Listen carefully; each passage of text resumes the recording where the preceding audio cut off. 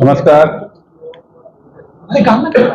Bhigwan police station अंतर्गत जे परवा एक गुन्हा दाखल करण्यात आला होता आणि त्याच्यानंतर पुढील तपासादरम्यान जे त्या गुन्ह्याचे विक्टिम आणि एक्यूज होते ते पोलिसाची बारामती शहर पोलीस स्टेशन या ठिकाणी आले होते काल रात्री आणि तेव्हापासून त्या गुन्ह्याचं पुढील तपास करत असताना जबाब विचारण्यात आले आणि त्या जबाबादरम्यान जे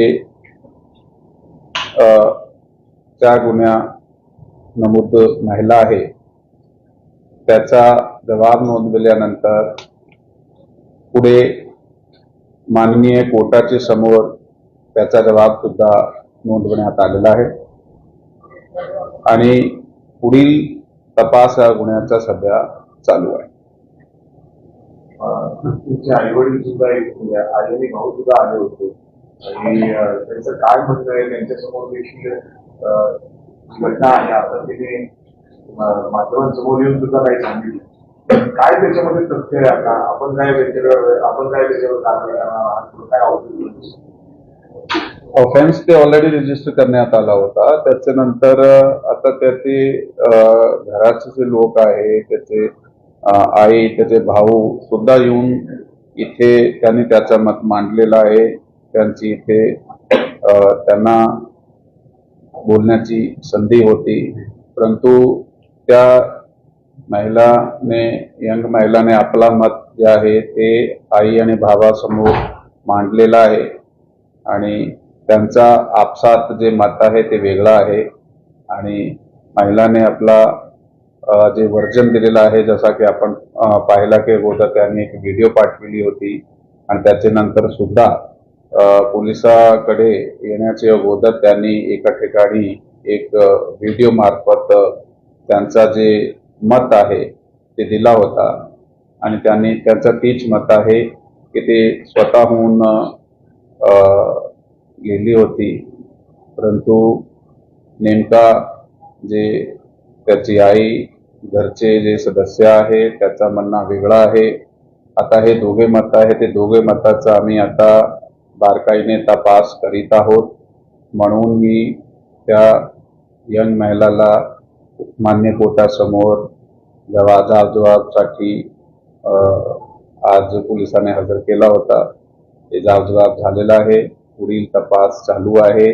नेमका त्यांनी त्याचा हे मत जसा दिलेला आहे तसाच आहे किंवा त्याचे मते अजून कुठल्याही प्रकारच्या जे शक्यता असेल त्याची तपासणी चालू आहे. घडली होती तिखट लाल पावडर टाकणं ही सगळी घटना खरंच घडली होती का? ती मुलगी तर नाही म्हणते मात्र दुसरीकडे आई आणि भाऊ म्हणते ती घडली. हो बरोबर आहे. तीच मी म्हणतो की दोघे मत वेगवेगळे आहे. FIR मध्ये दिलेला कंटेंट वेगळा आहे आणि आता जे पीडित महिला FIR ची त्यांनी दिलेला मत ते वेगळा आहे. आता FIRचं मत आणि त्यांच्या दोघे मत आम्ही रेकॉर्ड केले आहे परंतु FIRचे फिर्यादीचं जे म्हणणं आहे त्याच्या सखोल तपासणी आम्ही करीत आहोत. त्याच्यामध्ये जे आपण प्रश्न मांडले की घटना दरम्यान चटणी पावडरचा उल्लेख आहे किंवा मोटरसायकलचा उल्लेख आहे काही इतर काही वस्तुस्थिती होती त्या वस्तुस्थितीला बारकाईने तपासण्यासाठी पुढील आमची टीम कामात आहे आणि त्याच्यात जे काही पुढील तपासामध्ये निष्पन्न होईल तशाप्रमाणे कारवाई. मुलीची जबाबदारी आता कोणाकडे असेल? त्याचा आता माननीय कोर्टाकडे ते जबाब झालेला आहे. त्याच्यात शक्यतो जे आहे ते कारण त्यांचा आई वडिलांकडेच्या घरी त्याचे आई आणि भावाकडे जाण्याचा त्यांनी नाकारलेला आहे. सध्या स्थिती अशी आहे. पुढील त्याचा काय मत आहे त्याला विचारण्यात येईल आणि दुसरे ऑप्शन जसा की जे महिला घर असताय सॅनिटोरियम असताय तशी ऑप्शन्स पण आहात तसा जे काही घडला पुढे ते आपल्याला करण्यात येईल. आणि सर मुलीची आणि मुलीच्या आईंची भेट घडवून दिली होती का? पण त्यांच्यामध्ये संभाषण झालं होतं? त्यांचं संभाषण झालेलं आहे. त्यांच्या आईने आरोप केलाय कोर्टाबाहेर की असं काही संभाषण झालेलं नाही आणि आम्हाला कोणीशी भेटली नाही. असं नाहीये. कारण कसं आहे की बघा, ह्याच्यात FIR दाखल झालेली आहे. FIR मध्ये एक फिर्यादी आहे आणि फिर्यादीला तपासामध्ये आयोला भेटणे, त्याच्यात काय घडलेलं आहे, तपास कुठपर्यंत झालेला आहे, त्याची माहिती घेण्याचा अधिकार आहे आणि तेवढा त्याची संधी तेवढी आम्ही त्यांना दिलेली आहे. तिकट जे डोळ्यात टाकण्यात आलं त्याच्या संदर्भात देखील त्या मुलीसोबत काय या ठिकाणी आला होता, त्याचा स्टेटस काय, त्याच्या गुन्हेगारी संदर्भात काय पार्श्वभूमी आहे का आणि त्याचा पुढची भूमिका काय असणार, कारण जो आहे तुम्ही एका त्याच्या विरोधात आहात. हो, तेच मी म्हणतो की FIR ऑलरेडी दाखल झालेली आहे. तो जो त्याच्यामध्ये एक्युजचा नाव आहे त्याच्या बाबत पुढील कारवाई, हे सगळे जे जबाब आमचे चालू आहे त्याच्यानंतर पुढील योग्य कारवाई करण्यात सर, येईल. कोर्टाबाहेर आज आमदार राहुल कुल यांच्या विरोधात घोषणा दिल्या होत्या. खरंच आमदार कुल यांचं या प्रकरणामध्ये हात आहे? मी याबाबत कोणत्याही प्रकारचा कमेंट करू शकतो. मला याबाबत कोणत्याही प्रकारची माहिती प्राप्त नाहीये. आमचा जे तपास आहे ते प्युअर गोपनीय यंत्रणा, आमचे माहिती यंत्रणा आणि तकनिकी यंत्रावरून करण्यात आलेलं आहे. आता समक्ष जबाब चालू आहे, त्याच्यात असा कुठल्याही प्रकारचा आमच्याकडे उल्लेख आलेला नाही. कायदा सुव्यवस्था म्हणजे योग्य ठिकाणी राहावं म्हणून आपण काय आवाहन करा? कायदा व सुव्यवस्था जी आहे प्रत्येक नागरिकाची जबाबदारी आहे. कोणत्याही समाज घटकाचा व्यक्ती असेल, त्या नागरिकाची समाजामध्ये, देशामध्ये कायदा व सुव्यवस्था मेंटेन करण्याची जबाबदारी आहे. त्यासाठी आवाहन आम्ही परवा सुद्धा केला होता आणि प्रत्येक समाजाचे घटकाने आणि प्रतिनिधी यांनी आम्हाला खूप सहकार्य सुद्धा केला आहे आणि आता पण सहकार्य करीत आहोत. कायदा व सुव्यवस्थेचा काय प्रश्न नाही.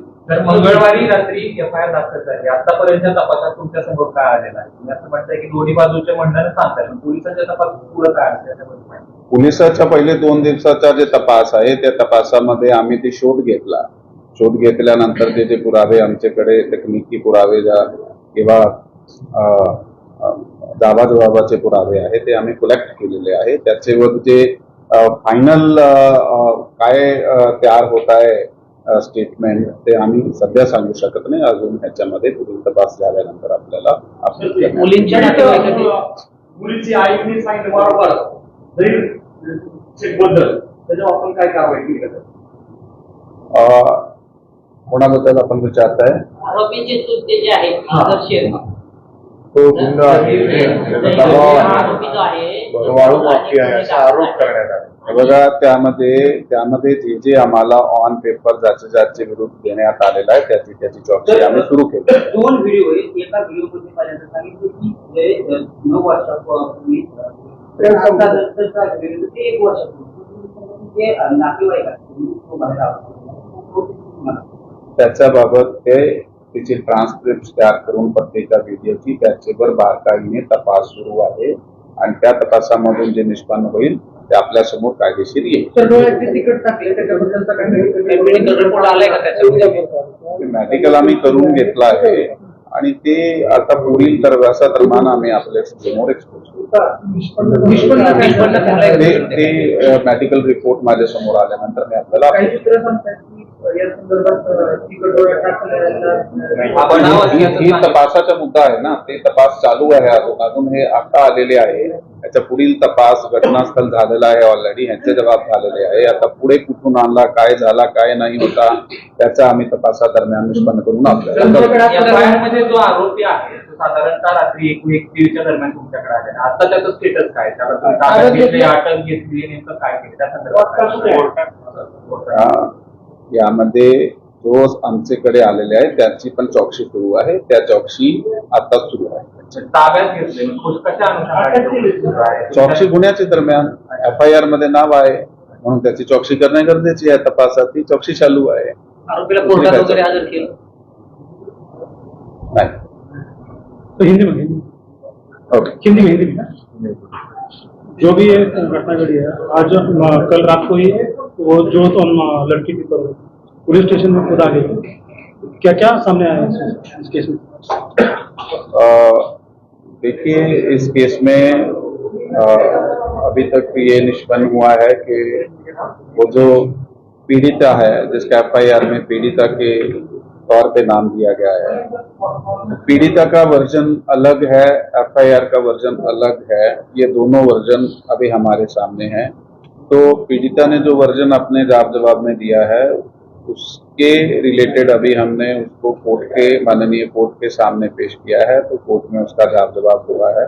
उसके बाद फर्दर फॉर्मेलिटीज मेडिकल वगैरह की जो चालू है और दोनों वर्जन का कंपैरेटिव एनालिसिस और चार्जशीट चालू है। इसमें पूरी तपास में जो भी निष्पन्न होगा आपको फ्यूचर में बता दिया जाएगा। लड़की की माता आरोप है कि पुलिस सहकारी कॉपरेट करने कर नहीं रही। दोनों को मिलने नहीं दिया, ऐसा आरोप किया है।